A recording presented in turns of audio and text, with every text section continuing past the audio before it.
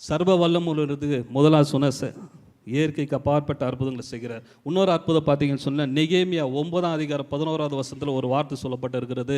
நீர் அவர்களுக்கு முன்பாக சமுத்திரத்தை பிரித்ததினால் கடலின் நடுவாக கால் நனையாமல் நடந்தார்கள். வலுவான தண்ணீர்களிலே கல்லை போடுகிறது போல அவர்களே தொடர்ந்தவர்களை ஆழங்களில் போட்டுவிட்டீர். இது ஒரு அர்த்தம் நான் அப்படியே மடமன்னு உங்களுக்கு சொல்ல விரும்புகிறது. என்னோட பிள்ளைகளை, இஸ்ரவேல் ஜனங்களை ஆண்டவராகிய இயேசு கிறிஸ்து வழி இல்லாத இடத்துக்களை வழிகளை உண்டாக்குனார். முடியாது, பார்வன் பின்னால் தொடுத்துனி வந்து கொண்டு இருக்கிறாங்க. அக்கப்பக்கத்தில் மலைகள் இருக்குது, எதிரில் போனால் ஒரு மரணம் இருக்கும்.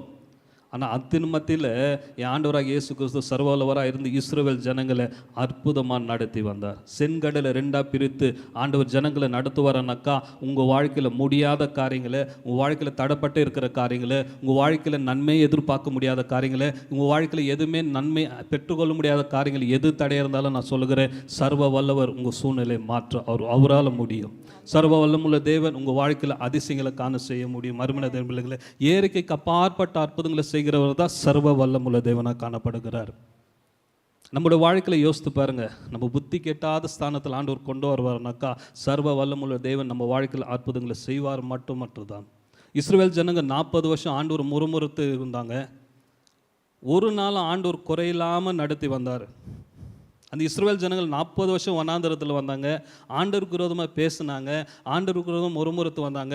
ஆனால் நம்ம ஆண்டவருடைய குணம் என்னன்னாக்கா, ஒரு நாளும் ஒரு மனுஷன் தள்ளாமல் அந்த 40 நாளும் ஒவ்வொரு நாளும் ஒவ்வொரு வேண்டிய ஆகாரத்தை கொடுத்து, போட வேண்டிய நல்ல உணவு கொடுத்து, எல்லா விதமாக அற்புதமாக நடத்தி அவர் சொன்னபடி அவர் வாக்குத்தத்தை நிறைவேற்றுற வரைக்கும் ஆண்டவராக இயேசு கூட இருந்து அவர் சர்வ வல்லமுள்ள தேவனாக காணப்பட்டார்.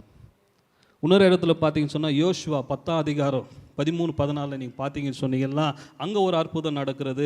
இயற்கைக்கு அப்பாற்பட்ட ஒரு அற்புதத்தை நீங்கள் பார்க்க முடியுது. என்ன பிள்ளைகளே, சூரியன் சந்திரன் ஆண்டவராக இயேசு கிறிஸ்து ஒரு நாள் முழுவதும் நிற்க வைக்கணும்னாக்கா அந்த 14ஆம் வசனம் சொல்லுகிறது, உலக தோற்றத்துக்கு முன்பதாக இது வரைக்கும் நடக்கலையா, இனிமேல நடக்க போகிறது இல்லையா. அவர் தான் அந்த அற்புதங்களை செய்கிறவர் தான் சர்வ வல்லமுள்ள தேவனாக காணப்படுகிறார். நம்ம வாழ்க்கையில் முடியாதுன்னு நினைத்திருக்கிற உங்கள் வாழ்க்கையில் நான் ஒரு காரியம் சொல்லுகிறேன். என் வாழ்க்கையில் அற்புதத்தையே பார்க்க முடியாதுன்னு நினைத்திருக்கிற உங்கள் வாழ்க்கையில் சொல்லுகிறேன். என் வாழ்க்கையில் திருமணத்துக்கு தடையாகிற அந்த வாழ்க்கையே நான் திருமணமே ஆகாதான்னு சொல்லி யோசித்துருக்கலாம். ஒருவேளை குழந்தை பாக்கி இல்லாத இருக்கலாம், ஒருவேளை ஃபைனான்ஷியல் பிளஸ் இல்லாத இருக்கலாம். நான் செய்கிற ஊழியத்திலும், நான் செய்கிற வேலையிலும், நான் செய்கிற எல்லா காரியத்திலும் ஆசீர்வாதம் இல்லை என்று சொல்லி நீங்கள் எதிர்பார்த்து கொண்டா நான் ஒரே காரியம் சொல்கிறேன், சர்வ வல்லமையுள்ள தேவனால் எல்லாவற்றையும் செய்ய முடியும். அவரால் ஆகாத காரியம் ஒன்றுமே இல்லை. இயற்கைக்கு அப்பாற்பட்ட அற்புதங்களை செய்கிறவர் தான் நம்ம சர்வ வல்லமுள்ள தேவனாகிய கர்த்தராக இருக்கிறார். தேவனுடைய பிள்ளைகளே, ரெண்டாவது சொல்கிறேன், முதலாவது சொன்ன இயற்கைக்கு அப்பாற்பட்ட அற்புதங்களை செய்கிறவர் ஒன்று. ரெண்டாவது சொன்னால் அவரை நம்மளை போஷிக்கிற தேவனாக இருக்கிறார். எந்த நேரத்தில் ஒரு நாளும் நம்மளை கைவிடாமல் ஏற்ற நேரத்தில் ஒவ்வொன்றை சந்தித்து இது வரைக்கும் உங்களை நடத்தி வந்தாரனாக்கா, நீங்கள் 7 மாதத்துக்கு கொஞ்சம் யோசித்து பாருங்கள். ஒரு வேளை பட்டினியாக இருக்கிறவங்க சொல்லி கை தூக்கு பாருங்கள், முடியாது. ஒரு ஆள் துணி இல்லைன்னு சொல்லி கொஞ்சம் யோசித்து பாருங்கள், முடியாது. ஒருவேளை பலவீனம் வந்திருக்கும், தோல்வி வந்திருக்கும், கஷ்டங்கள் வந்திருக்கும், போராட்டங்கள் வந்திருக்கும், உங்களுக்கு விரோதமாக பேசியிருப்பார்கள், உங்களுக்கு விரோதமாக எல்லா கிரியைகளையும் செய்திருப்பாங்க. அதன் மத்தியில் சர்வ வல்லமுள்ள தேவன் அவர் வார்த்தையின் பிரகாரம் உங்களோடு இருந்து இந்த 7 மாதமாக அற்புதமாக நடத்தினார்னாக்கா, இந்த 8ஆம் மாதத்துலேயும் சர்வ வல்லமுள்ள தேவன் உங்களை அற்புதமாக நடத்துவார். ஹல்லேலூயா. ரெண்டாவது பார்க்குறோம், அவர் நம்மளை போஷிக்கிற தேவன். ஒரு நாளும் உங்களை குறையில்லாமல் நடத்துவார். யாருனாக்கா சர்வ வல்லமுள்ள தேவன். அவரை நீங்கள் உறுதியாக பிடித்து கொண்டீங்கன்னா, உறுதியாக அவரை நம்புனீங்கன்னா, நீங்கள் உறுதியாக அவரை பிடித்து கொண்டு அவரை நம்பி அவர் பாதத்தில் இருப்பீங்கன்னா, ஒரு நாள் உங்களுக்கு ஒரு குறையில்லாத நடத்துகிறது தான் சர்வ வல்லமுள்ள தேவன். மூணாவது பார்க்கலாம், உடன்படியை காக்கிற தேவன். நம்முடைய ஆண்டவர் யாருன்னா சர்வ வல்லவருக்கு உணர அர்த்தம் உடன்படிக்கையை காக்கிற தேவன் தான் நம்முடைய ஆண்டவராகிய இயேசு கிறிஸ்து. ஒருவேளை நம்ம ரட்சிக்கப்படும் போது சொல்லியிருப்போம், ஆண்டவரே ஒரு நாளைக்கு 1 மணி நேரம் நான் ஜெபம் பண்ணிப்பேன், ஒவ்வொரு நாளும் அட்லீஸ்ட் ஒரு 2 அதிகாரம் 3 அதிகாரம் நான் வேதத்தை படிப்பேன், ஒவ்வொரு நாளும் அட்லீஸ்ட் வாரத்துக்கு ஒரு நாள் நான் உபாசமாக இருப்பேன், ஒருவேளை என்னால் முடிஞ்ச வரைக்கும் ஆண்டவருக்காக ஊழியம் செய்வேன், என்னால் முடிஞ்ச வரைக்கும் ஆண்டவர் காணி கொடுப்பேன்னு சொல்லி தீர்மானம் எடுத்து தேவனிடத்தில் உடன்படிக்கை பண்ணீங்க இல்லைங்களா. ஒருவேளை நீங்கள் மாறி இருக்கலாம். நான் ஆண்டவராகிய இயேசு கிறிஸ்து உடன்படிக்கையை மாறாத தேவன், உங்களை எப்போதுமே பாதுகாக்கிறவர். நீங்கள் சொன்ன ஒவ்வொரு வார்த்தையும் ஆண்டவராகிய இயேசு கிறிஸ்து கூட இருந்து பாதுகாத்து உங்களை வழிநடத்துகிறவர் தான் சர்வ வல்லமுள்ள தேவனாய் கர்த்தராக இருக்கிறார். ஒருவேளை நம்ம மறந்து போகலாம், ஆண்டவருக்கும் நம்மளுக்கு கொடுத்த அந்த உடன்படிக்கை தூரம் இருக்கலாம். நம்ம புதுசாக ரட்சிக்கப்படும் போது ஆண்டவருக்காக வைரக்கமாக ஓடி இருப்போம், ஜெபித்திருப்போம், கொடுத்துருப்போம், எல்லா மினிஸ்ட்ரிஸை அட்டன் பண்ணியிருப்போம், எல்லா சபை கூட்டத்தையும் நம்ம அட்டன் பண்ணியிருப்போம். ஆனால் ஆசீர்வாதம் வர வர தேவனை விட்டு தூரம் போவோம். ஆனால் ஆண்டவர் நம்ம மறந்தாலும் சரி, ஆண்டவர் அந்த உடன்படிக்கை மறக்கிறது இல்லை. அந்த உடன்படிக்கை காக்கிறது தான் நம்முடைய சர்வ வல்லமுள்ள தேவனாக இருக்கிறார். நாலாவது நான் சொல்லுகிறேன், அவருடைய வார்த்தையை நிறைவேற்றுகிறவர் தான் சர்வ வல்லமுள்ளது. உங்களுக்கு என்ன வார்த்தை கொடுத்தாரோ அந்த வார்த்தை நிறைவேற்றுற வரைக்கும் ஆண்டவர் உங்களை கைவிட மாட்டார். மனுஷன் கைவிடலாம், உங்கள் படிப்பு கைவிடலாம், உங்களுடைய பணம் கைவிடலாம், நீ நம்பி இருக்கிற மனிதர் கைவிடலாம்.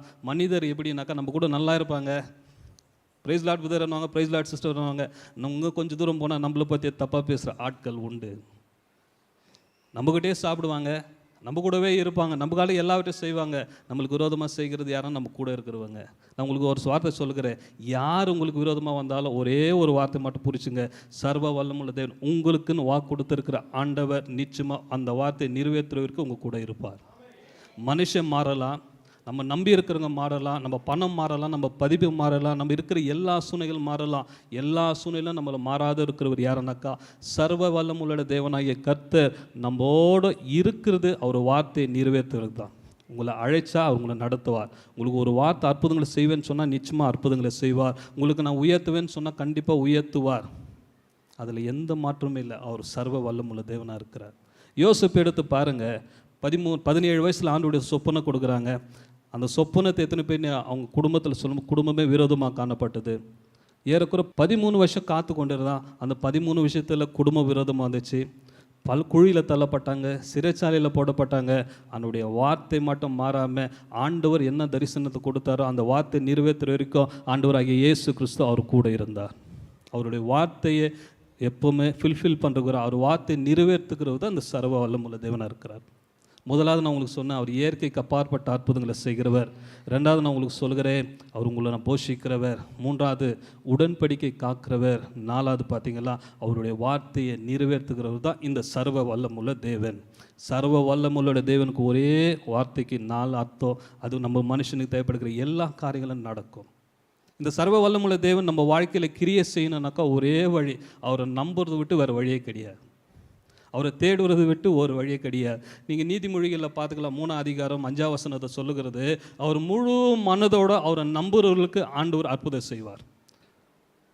நீதிமொழி 3:5. சுய புத்தியின் மேல் சாயாமல். இந்த உலகத்தில் இப்போ நீங்கள் நான் எல்லாம் செய்கிறேன்னு நம்ம சுய புத்தி, இது செய்தால் நல்லா இருக்கும், இது செய்தால் நம்ம அற்புதம் பார்க்கலாம், இது செய்தால் நம்மளுக்கு வருமானம் வருது, இது செய்தால் நம்ம ஊழிய ஆசீர்வாதமாக இருக்கும், இது செய்தால் எல்லாவற்றையும் குடும்பத்தின் ஆசீர்வாதத்தை பார்த்து கொண்டு இருக்கிறோம். வாசிங்க. உன் சுய புத்தியின் மேல் சாயாமல் உன் முழு இருதயத்தோடும், உன்னுடைய முழு இதயத்தோடும் கர்த்தரில் நம்பிக்கையா இருந்து, கர்த்தரை நம்பிக்கையா உன் வழிகளை எல்லாம் அவருக்கு நினைத்துக்கொள். போதுமா? நான் உங்களுக்கு சொல்ல ஒரே ஒரு வார்த்தை, நீங்கள் ஒரே ஒரு சர்வ வல்லமுள்ள தேவன் உங்கள் வாழ்க்கையில் அற்புதம் செய்யணும். ஒரே கரைத்தான், அவர் முழு இதயத்தோடு நம்புகிற வாழ்க்கையில் சர்வ வல்லமுள்ள தேவன் கிரியை செய்வார். முழு இதயம்னாக்கா எல்லா ஸ்தானத்திலையும் ஆண்டவராகிய இயேசு கிறிஸ்துவன் நம்மளுடைய வாழ்க்கையில் ஜெயமாக காணப்படும். எல்லா நேரத்திலையும் ஆண்டவர் நம்ம வாழ்க்கையில் அவரை நம்பி இருக்கும்போது உபத்திரம் வரும், போராட்டங்கள் வரும், பிரச்சனைகள் வரும், நம்மளுக்கு விரோதமாக பேசப்படுவார், நம்மளுக்கு விரோதமாக எல்லா காரியங்கள் வரும். அந்த இதன் மத்தியில் நம்ம ஆண்டவரை சார்ந்து இருப்போம்னு சொன்னால் சர்வ வல்லமுள்ள தேவன் உங்களுக்காக யுத்தம் செய்ய ஒரு ஆயத்தமாக இருக்கிறார். அவர் உங்களோடு இருந்து அவர் வழிநடத்த அவர் உண்மை உள்ளவராக இருக்கிறார். வேதத்தில் பாருங்கள், 118ஆம் சங்கீதத்தில் 8ஆம் வசனம் 9ஆம் வசனத்தில் ஒரு வார்த்தை சொல்கிறது, நம்ம யாரெல்லாம் நம்பணும்னு சொல்லி வேதத்தை சொல்லுகிறது பாருங்க.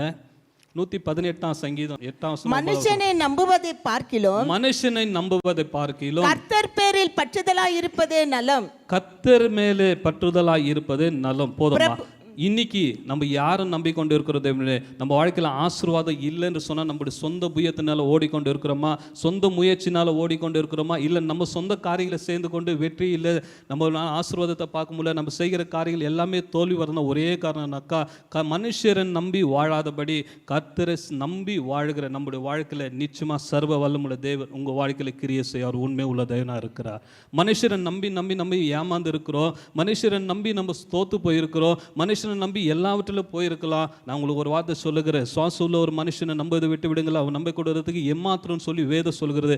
மனுஷரை நம்பி நம்ம இந்த உலகத்தில் ஜெயமாக வாழ முடியாது. ஒரே ஒரு தெய்வம், சர்வ வல்லமுள்ள தேவனாகிய கர்த்தரை நம்பி வாழ்வோம்னாக்கா இந்த பூமியில் செல்வந்தனாக வாழ முடியும், ஆசீர்வாதமாக வாழ முடியும், மற்றவங்க பிரயோஜனமாக இருக்க முடியும். நம்ம மற்றவங்களுக்கு ஏதோ ஒரு காரியத்தை செய்ய ஆண்டவர் நம்மளை கொண்டு ஒரு காரியங்களை செய்வாரனாக்கா சர்வ வல்லமுள்ள தேவனாய் அவர் நம்மளோ வாழ்க்கையில் இருப்பாருன்னா அவரை நம்பி வாழுகிற ஒரு மனுஷனுக்கு செய்வார். அல்லேலூயா. ஏசாயா 2:22 பாருங்க. ஏசாயா 2:22 வேதம் சொல்லுகிறது ஒரு வார்த்தை, நாசிலே சுவாசமுள்ள மனுஷனை நம்புவதை விட்டுவிடுங்கள், எண்ணப்படுவதற்கு அவன் எம்மாத்திரம். இன்னைக்கு நம்ம யாரை நம்பி வாழ்ந்து கொண்டு இருக்கிறோம் தேவன்பிள்ளை? அற்புதத்தை எதிர்பார்க்குறோம், ஆசீர்வாதத்தை எதிர்பார்த்து கொண்டுக்கிறோம், நம்ம வாழ்க்கை நல்லா இருக்கணும்னு எதிர்பார்க்குறோம், என் குடும்பம் ஆசீர்வாதமாக இருக்கணும்னு எதிர்பார்க்குறோம், நான் செய்கிற ஊழியமோ நான் செய்கிற வேலையோ நான் இருக்கிற ஸ்தானத்தில் எல்லாம் உயர்ந்து இருக்கணும்னு நம்ம எதிர்பார்க்குறோம். ஆனால் யாரை நம்பி இந்த பூமியில் நம்ம வாழ்ந்து கொண்டு இருக்கிறோம் என்று சொல்லி அறிந்து கொள்வது ரொம்ப முக்கியம்.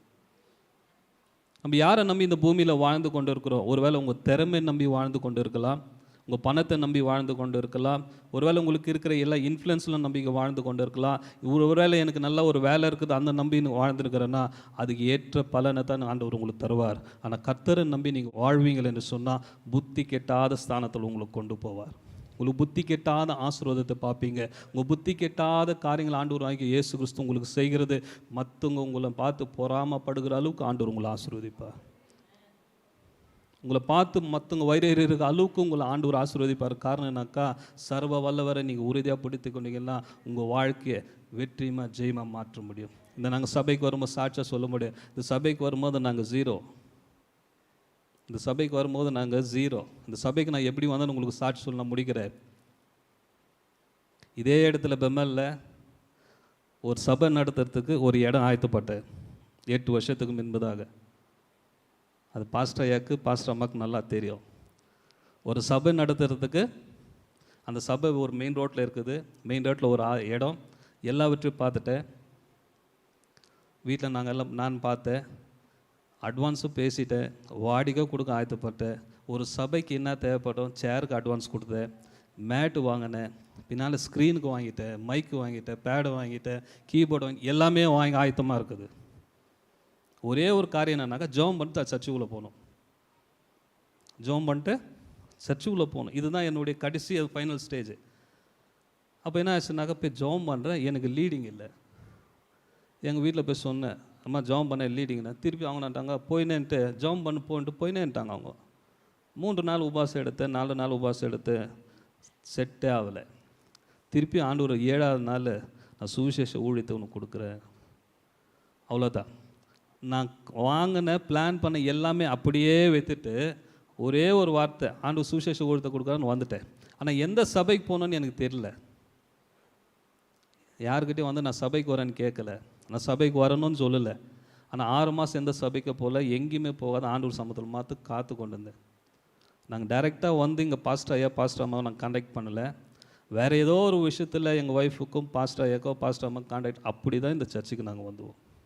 நான் உங்களுக்கு சொல்லுகிற ஒரே ஒரு காரியம் என்னன்னாக்கா, ஆண்டவர் சர்வவில் நம்ம வாழ்க்கையில் ஒரு திட்டத்தை வைப்பாருனாக்கா நம்மளால் புரிஞ்சு கொள்ள முடியாது, நம்ம வாழ்க்கையில் தெரிஞ்சு கொள்ள முடியாது. நம்ம நினைக்கிற மனுஷரை நம்முடைய எண்ணத்தோடு ஓடுவோம் என்று சொன்னால் அது எந்த காரியத்தையும் நடக்க முடியாது. இந்த சபைக்கு நான் வரும்போது 0வாக வந்தேன், இன்றைக்கி 1000 இல்லை லட்சக்கணக்கில் ஆண்டவர் சமாளிக்கக்கூடிய வழிவாசுகளை உண்டாக்கான காரணம்னாக்கா சர்வ வல்லவர் இந்த சபையில் இருக்கிறதுனால நான் அறிந்து கொண்டேன். இதே சபையில் எத்தனோ தரிசனங்களை கொண்டேன், எத்தனோ சொப்பனங்களை இந்த சபையில் நான் கண்டுக்கிறேன்.